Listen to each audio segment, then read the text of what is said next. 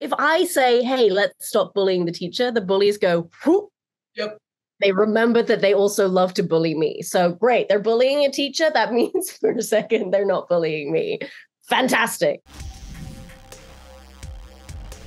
This was an intense episode for Jaysohn. Yes. Yeah. You're going to have to remind me slightly of what happened because I have not finished the episode yet. This is when Jaysohn almost dies. Oh, yeah. But like, look, listen. Do you think you'll remember that tomorrow? No. Absolutely not. What did it feel like when Jaysohn was running towards you found out if you made it, you die, you're done? Me, Siobhan, very stressed out about it. Jaysohn, I don't think that kids like Jaysohn, and by kids I mean also adults, people like Jaysohn, really have a concept of their own mortality. There's just a type of guy who is like, I'm going to throw myself off that cliff for fun. And it does seem fun to them. I don't know. They seem to be having a good time. And good for them. I wish that is in my next life. I would love to come back as a dude who loves to put himself in intense physical peril for no reason. It seems like a truly blessed life. Just no thoughts, just run and see what happens. No thoughts, just vibes. I almost died. Isn't that the coolest thing you've ever heard? Did you, Siobhan, have a plan if that worked? Or were you just like, well, I guess this will have been my time? No, I had no plans. Look,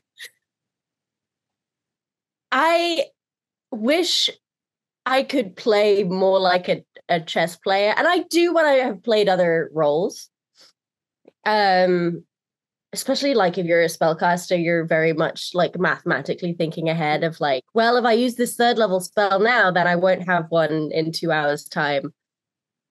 But when you're just running around and hitting things, you just got to run and do the jumping and the hitting and the smashing and trust that your DM has you. And like,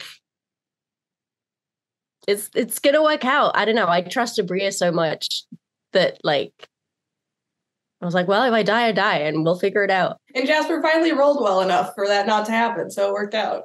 God bless him. He was so excited to be in that dome. Him and Rayshon fully cried the first day of shooting because they were so excited to be on D20. And then he has sat there and rolled absolute dog shit for the entire time. It's been sort of delightful because I do love to lightly bully Jasper, but he did need a win. It really felt like he needed a win at this point. We've also seen Jaysohn grow a lot the last few episodes in like with a lot of really big, intense experiences happening in such a short amount of time. Yes, he made friends. Yeah, he made friends. Decided he didn't like that friend that much, but then his friend is just kind of there. That was great. Just immediately, I kidnapped a child. I don't like this one. I don't like this one. Let's go back. Let's find another one and then immediately leave again. So great. Can you talk a little bit about Jaysohn? Because the other thing that was so fun in education is he kind of grew up immediately. Yeah. Teenager. Yeah. I mean, I think that the education, the thing that I kept on thinking about was there was a kid that I knew when I was growing up who was a great kid, really, really the sweetest, nicest boy, but had gone to a very hippy dippy, like the school in the woods type school. And then for whatever reason that I can't fathom, his parents transferred him into the very strict Catholic school that I was in. That was very like, you're wearing a blazer, you're wearing a tie, you call the teachers sir and miss, you stand when a teacher enters the room. It's like very regimented. There's literally like CCF, which is like ROTC, but it's mandatory. Like it's not a military school, but it's a little bit of a military school. And this kid just like on his first day of class, just kind of started wandering around and then went up to the teacher and was like, can I get a Coke? really love a Coke right now. And just the audacity of asking your teacher if you wanted a Coke. Like the rumor of this spread throughout the school of like, wow, that's kind of legendarily audacious. I love that we got to see that with Jaysohn. Completely. So that was sort of the energy I wanted to channel of like, oh, this kid has never been to school before. He's never had friends before. It's a weird combination of really genuinely being excited to make friends, but like thinking that being friends, you want to be like, well, obviously I want to be the leader of the gang. And also thinking, well, I don't need any of this because I'm already great.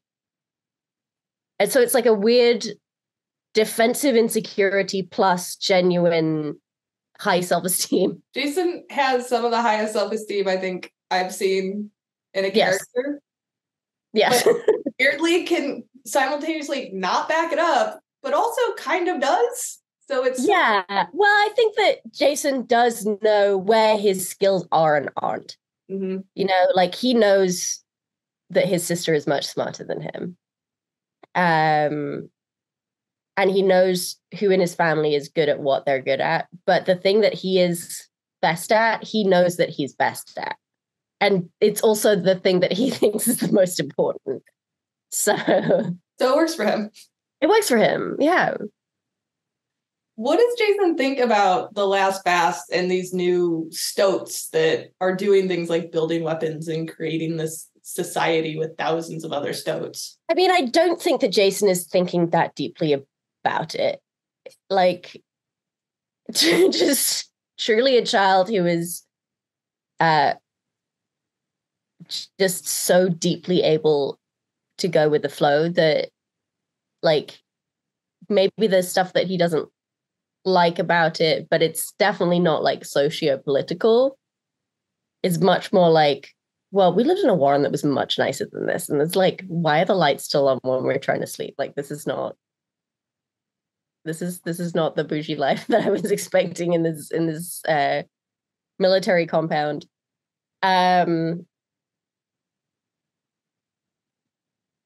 But like, if he was there on his own without the rest of his family, I think he probably would just integrate and be fine, you know, because he's a kid and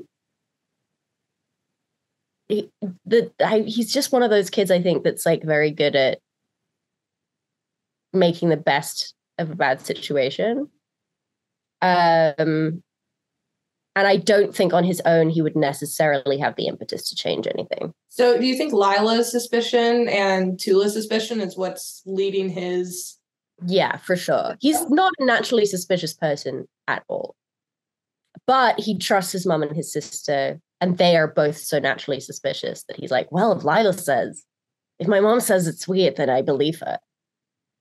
Yeah, and I mean, like, him and Lila kind of blew their secret earlier in the episode when they started questioning the person or the stoat that's helping to build weaponry, and their mom kind of had to explain, yeah, they're dangerous, don't question them, you could get killed. Do you think Jaysohn is a little more worried now, or is he still like, it's fine? Worry is a complicated word, because again, he's like, maybe he's on edge or on guard more.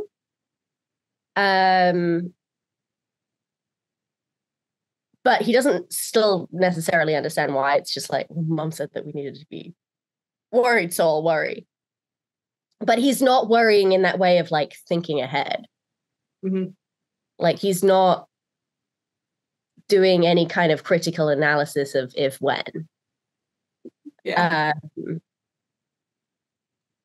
He's a simple boy with simple needs. So Jaysohn's fully on board with, we're a bunch of stoats, but we can for sure kill the humans. That's like not a question to him.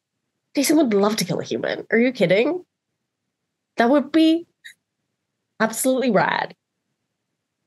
Yeah. Yeah, it would be cool. But no thoughts, just vibes. I love this character. It's so hard to analyze. It's so fun to play because it's just like, yeah, he is exactly what he is. There's no pretense. There's no secrets.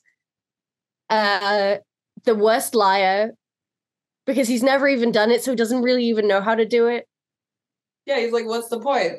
That's anything. If he has a secret to hide, he just kind of runs away, I feel like, because he knows that people will figure out that he's lying immediately. So he just has to like wait until the heat is off of him. So he has no thoughts about the larger conspiracy that might be at play with us seeing like, the wolf skull and the human skull and everything. He's just like, it's fine. We'll figure it out. No. Ooh, and this fight doesn't finish at the end of this episode, right? It goes into the next one. Next one's a big one. It's a big one. A lot of stuff happens. It feels like that is true every single episode. That's true, yes. It is action-packed. There's a lot of stuff, but it really is ramping up from here. I was so sure Jaysohn was going to die because the way they edited I was also sure that Jaysohn was going to die. I was absolutely 100% certain that Jaysohn was going to die. The way they edited it and having Jasper roll, I was like, oh no. The end of that, I guess. Love that he survived and immediately got damaged from being saved. That felt perfect. Felt correct. But, you know, he picks himself up and he carries on as if he didn't just die. This was a really fun one. I love a puzzle. I love a battle that's also, there's other things going on here. Like there's some intrigue happening. I don't know, you know, Rick Perry and the team knocked it out of the park again. What can you do? What can you say? They're great. They're great at their jobs. Does Jaysohn have any thoughts about Viola and Thorne becoming parents in the future, especially after him and Lila kind of terrorized Thorne for an afternoon? I think he's very excited about it. I think part of terrorizing Thorne is potentially him going, well, if he's going to have a baby with my auntie, he needs to know what's going on. And it's maybe a little bit of a hazing ritual. But also Thorne is such a softie. Like Jaysohn and Lila are both the type of kids that are like a boundary that seems very, very inefficiently put up. Let me poke my way through it. Definitely could see that. I do love that this feels like one of the things Jaysohn has actually thought out is there's a reason we're going to torture him. This is fine. Yeah, he reminds me of so many of the poor substitute teachers that we had. Yeah. That were like 22, 23, and you're the worst 12-year-old in the world. And look, to my recollection, was not the kid bullying these 22-year-olds, but like, I didn't do anything to stop it. I was a child and I was entertained by it. Yeah, I feel like I was in that camp too. Yeah. There's nothing you can do. If I say, hey, let's stop bullying the teacher, the bullies go, whoop. Yep. They remember that they also love to bully me. So great, they're bullying a teacher. That means for a second, they're not bullying me. Fantastic. And then has there been a particular NPC that has maybe stood out to you in Burrow's End so far? Because Abria has just introduced so many great ones on top of each other. Yeah, I mean, God, I'm so bad with names. What's the name of the teenage girl? Sybil? Yes. Yeah. I love Sybil. I love an older cousin, like older sister, fun babysitter situation. I just had just that there's such a purity to that admiration of a kid and somebody who they perceive as cool, who's like a couple of years older than them, who is like deigns to talk to them. Like that's the purest form of hero worship, I think. Mm-hmm. And it's fun to sort of feel that again, because I feel like we're kind of conditioned not to show it as adults. I feel like there's definitely been times in my adult life where I'm like, that person is so cool and they're talking to me.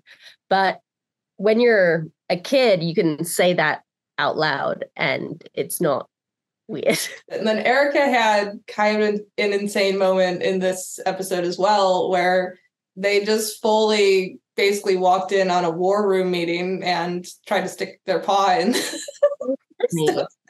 My God. Nobody has ever played having 3 charisma better than Erica Ishii in this show. It's so painful to watch. It's so on brand for like an oblivious granny that is just so hyper focused on, well, I gotta get my daughter a husband. It was so fun. I can't imagine sitting there. Just the vibe of like, well, you want to be a writer? Why don't you call up Aaron Sorkin? And like, I don't have his number, and I don't think that he would like that if I just called him up. I don't think that's how that works. So they just show up at his house anyways, and it works out. I love it. And then, so it seems like you went from Burrow's End into Fantasy High junior year. What was fun about, because Jaysohn and Adaine are such different characters, what was fun about that transition? It's so fun to be playing that part again. And especially now, I feel like a lot of her biggest issues have been resolved. And so it was kind of, I'm trying to frame this in a way that isn't spoilery, but it was nice to play this character. She's in a better place, you know, this season. So I think Adaine in junior year is a little bit closer to Jaysohn.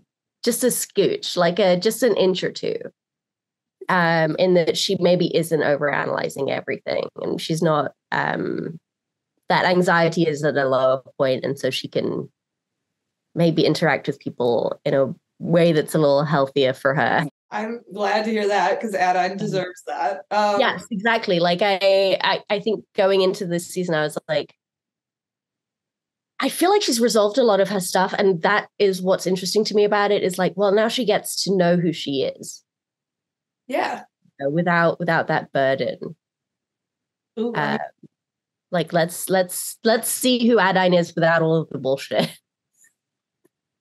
I can't wait. Is there another Dimension 20 world that you would like to jump back into? Maybe because you either just really like that world, or you feel the character has more story to tell? Starstruck is always somewhere I would love to go back to.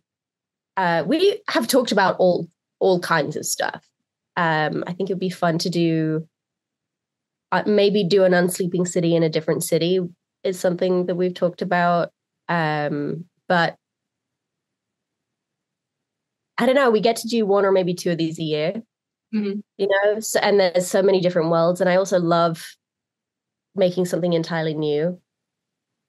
So, I don't know, but those are, I think my top 2. And is there a genre that you haven't really had the opportunity to fully play in the Dimension 20 space that you think would be really fun to in the future? Well, I'm deeply jealous that I didn't get to do A Court of Fey and Flowers. Partly because I'm from fucking Bath, which is the home of fucking Austin-esque everything. I'm like, this is my culture. How dare you? So like a comedy of manners, I think would be very fun to play in, or something along those lines. But I don't know. I mean, the great part of it is that the thing that is the most fun is that I get to play with the people that I get to play with. And that's what makes it special for me.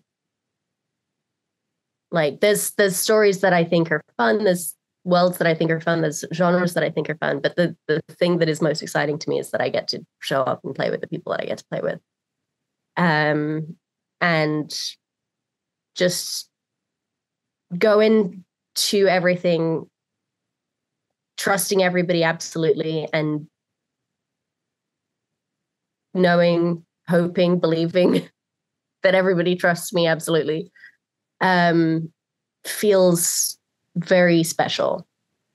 And that's the thing that I love the most. It also sounds like we need a second season of A Court of Fire and Flower so you can play in that world. Yes, please. Please, I'm begging you. Please. Please.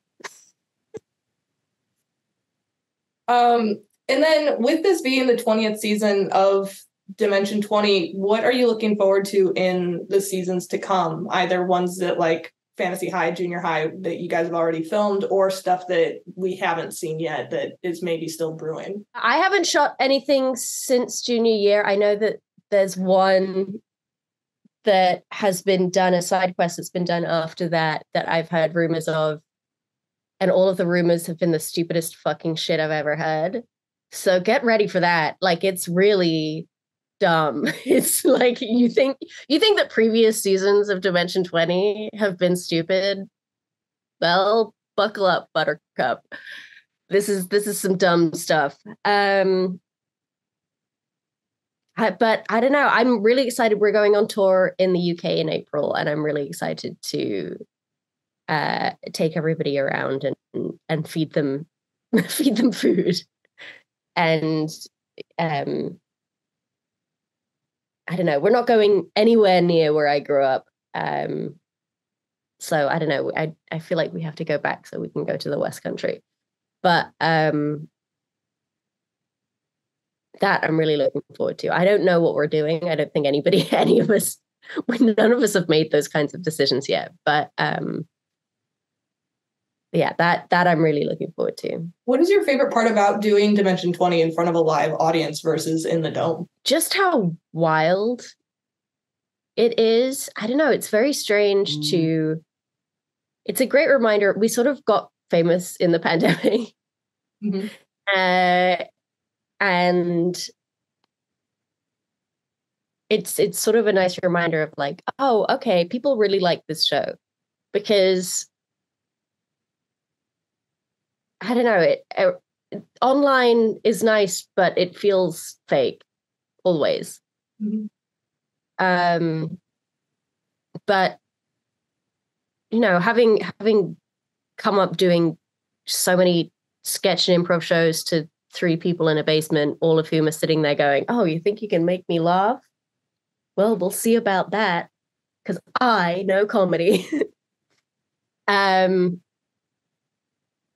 The just like roar of excitement when we step out on the stage is like, oh, okay. I know the difference between an audience that's excited to be there and who's not. So I don't know. I feel like it makes me appreciate I don't know, the work, the fans, the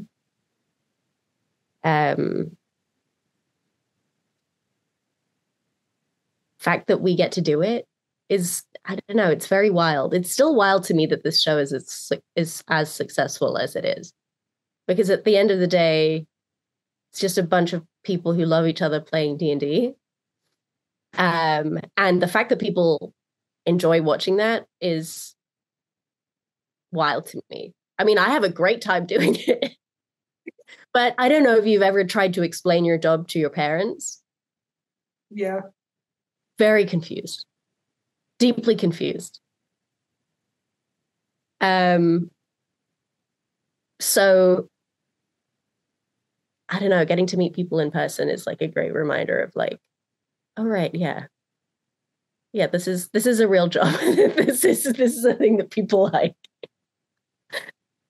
Well, I definitely love it, and I suggest Dimension 20 to all of my friends and immediately get them hooked. So believe me when I say people love it.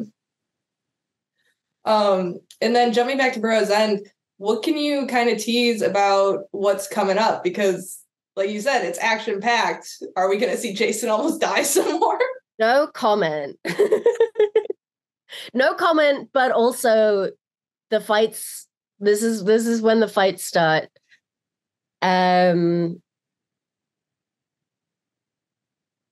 I just can't even begin to explain to you how crazy it gets from here on in. It is wild. Mm-hmm. Truck is back. There's Truck. um there's some callbacks, there's some foreshadowing, there's some backshadowing. there's fights, there's tragedies, there's comedies. Jaysohn is just happy to be there. I don't know how you guys have made this season so funny with how horrifying each new reveal is. It's very impressive. You have to. Otherwise, we're just sitting there crying. That's true. That's fair. Defense mechanism. It's fully a defense mechanism. Oh my gosh. Well, thank you so much for taking the time to talk to me.